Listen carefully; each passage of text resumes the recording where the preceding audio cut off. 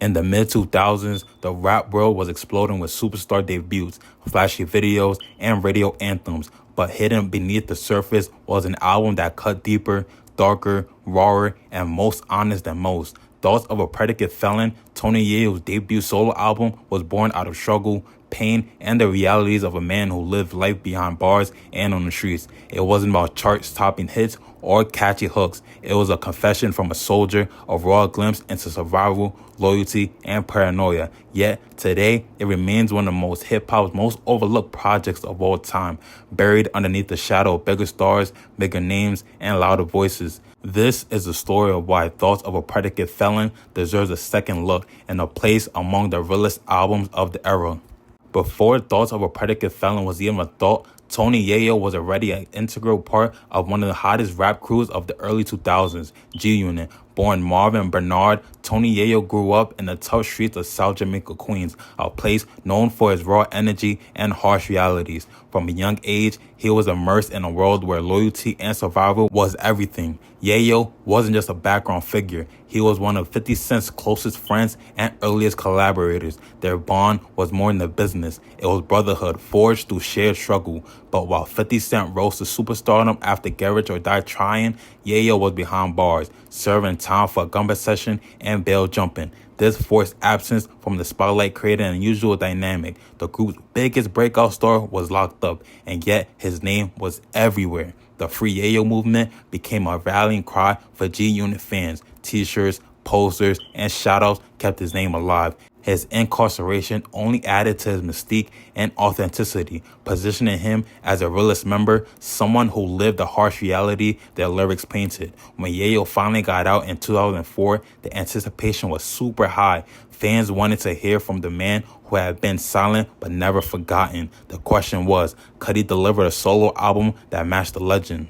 Thoughts of a Predicate Felon wasn't just another debut album. It was a raw outpouring of Tony Yayo's life experiences, penned during some of his darkest moments. The title itself is telling. A Predicate Felon refers to someone with prior convictions, someone trapped in a cycle of the system. Tony Yayo wasn't just telling stories, he was exposing his own reality. Released on August 30th, 2005, the album arrived after years of anticipation and intense buzz around G-Unit. But unlike the polished mainstream releases of the time, Yayo's project carried an undeniable edge. It sounded like it came straight from the streets, with little room for compromise or commercial gloss. The production lineup was impressive. Heavy hitters like Eminem, Havoc, Hi-Tek, Sha Money XL, and DJ Khalil crafted beats that matched Yayo's grimy, urgent style. But the sound wasn't designed to please radio programmers. It was designed to sound like survival, paranoia, and raw aggression. Guest features like 50 Cent, Lloyd Banks, Young Buck, Olivia, Spider Loke, and Eminem, each lending their voice to amplify Yayo's story. Yet, despite the star power, the album never lost its personal, confessional tone. Commercially, it debuted very well, moving over 215,000 copies in the first week, but critics and the wider audience seemed unsure what to make of it. It was too dark, too raw, too unfiltered for the mainstream, yet too polished to be dismissed as underground. It existed in its own shadow lane, a place many forgot to look. Tony Yayo's flow isn't about complexity or poetic wordplay. It's about raw emotion, vivid storytelling, and that unfiltered street mentality. On Thoughts of a Predicate Felon, every line feels like it was ripped from a page of his life. Paranoia, loyalty, violence, and survival wrapped into gritty bars. Take the album's biggest single, So Seductive, featuring 50 Cent. On the surface, it's a club banger, seductive and catchy, but listen deeper and you hear the underlying tension, the constant watchfulness, the readiness for danger, even in the spotlight. Yayo's delivery cuts through with a sense of urgency that separates it from typical party tracks. Then there's Drama Setter, produced by Eminem, where Yayo opens up with a menacing tone, setting the stage for a song about street politics and violent retribution. His raw energy drives the track, and even with Eminem and Obi Trice on the mic, Yayo still holds his own with commanding presence. On We Don't Give a Fuck, Yayo, 50, and Banks create an anthem of defiance, boasting their power and disregard for critics. The track captures G-Unit's collective bravado, but still allows Yayo Gruff's voice and aggressive flow to shine. But the album isn't just about flexing or threats. On tracks like Homicide, Yayo dives into paranoia and mental strain, exposing the psychological toll of street life. The haunting beat complements his urgent delivery, making this one of the album's darkest and most intense moments. I Know You Don't Love Me flips the script, telling a story of distrust and heartbreak, with Yayo alongside Buck, Banks, and 50 narrating the same girl's manipulation from multiple angles. It's clever, relatable, and adds depth to an otherwise hard-edged album. And in Project Princess, featuring Jagged Edge, Yayo shows a softer, more vulnerable side. The track blends street realities with an attempt at love and connection, a reminder that beneath the menace, there's a man searching for something real. This album isn't about polished rhymes, it's about authenticity, a man telling his story in his voice. The repetition of paranoia, distrust, and survival isn't just the theme. It's Yayo's mental landscape, and that honesty is what gives the album its lasting power.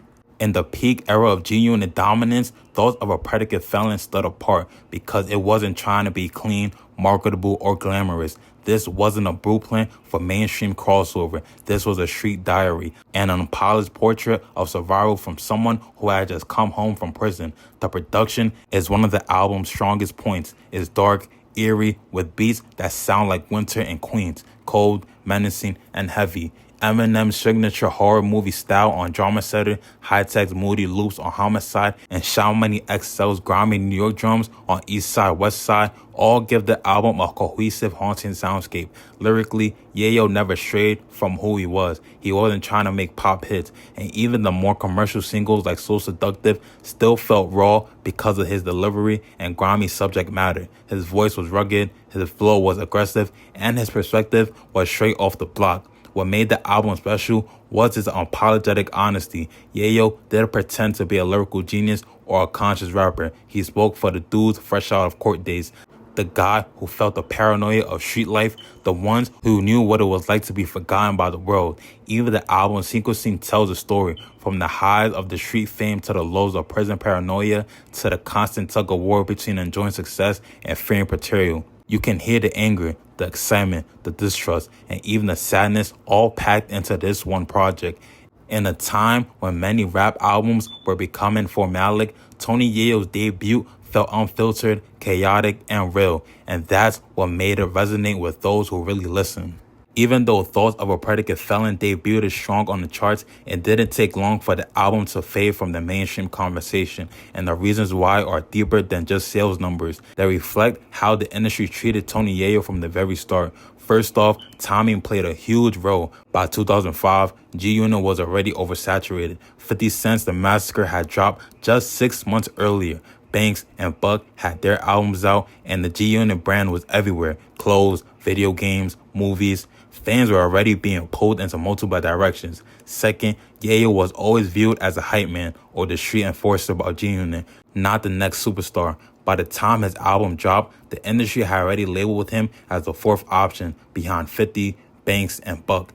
That stigma followed him, no matter how solid his music was. Third, the sound of hip-hop was shifting. Kanye West was changing the game with introspection and his music. Southern rap was exploding with crunk and trap, and commercial radio leaned towards pop-friendly records. Yayo's dark, gritty, paranoid New York street rap didn't fit what the mainstream was hungry for at the time. Then there was the lack of proper promotion. After the initial hype around Free Yayo, Interscope and G-Unit Records didn't push his album with the same force as they did for Bucks or Banks or 50. Yayo was back home, but the industry had already moved on to newer trends. And lastly, critics never gave him a fair chance. Many dismissed the album before even listening, writing it off as just another G-Unit release. But in reality, Thoughts of a Predicate Felon was more personal, more street, and more authentic than most albums in its class. Over time, it became a cult favorite among true G-Unit fans, but in the grand narrative of 2000s hip-hop, it's often unfairly forgotten. That's the industry's mistake, because this album was never supposed to be a polished product. It was supposed to be Tony Yayo's truth.